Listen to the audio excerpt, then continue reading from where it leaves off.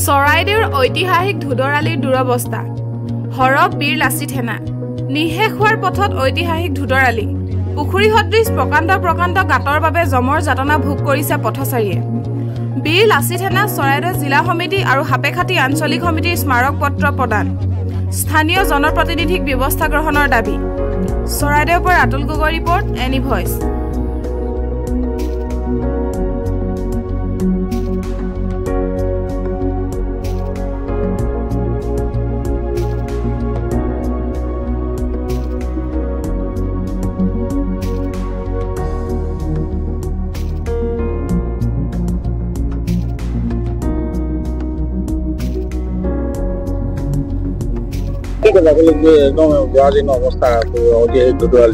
হয় আমাৰ যি ঐতিহাসিক ধুদৰালি আছে নামৰূপৰ যি সংযোগী পথ আচলতে ধুদৰালি এইটো এটা মানে জৰাজীৰ্ণ অৱস্থালৈ গতি কৰিছে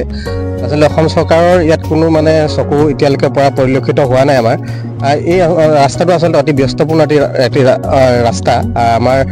নামৰূপলৈ যি যাতায়াতৰ যি সুবিধা হ'ব লাগে সেই সুবিধা ইতিমধ্যে নাই আৰু যি ৰাস্তা সেই ৰাস্তাত কি হৈছে এটা বৃহৎ মানে গাঁতৰলৈ পৰিণত হৈছে আৰু যাত্ৰীসকলে আচলতে জীয়াতু ভুগিবলগীয়া হৈছে আমি সেইকাৰণে আমাৰ বীৰ লাচিত সেনা কেন্দ্ৰীয় সমিতি চৰাইদেউ জিলা সমিতি আৰু হাপেখাতি আঞ্চলিক সমিতিৰ তৰফৰ পৰা এখন মেমৰেণ্ডাম আমি ইতিমধ্যে আমি প্ৰস্তুত কৰি উলিয়াইছোঁ চৰাইদেউৰ আমাৰ যি আয়ুক্ত আছে আয়ুক্তলৈ আমি প্ৰেৰণ কৰিম আৰু অতি সোনকালে আচলতে এই ৰাস্তাটো মেৰামতি কৰিবৰ কাৰণে আমি চৰকাৰৰ ওচৰত দাবী জনাইছোঁ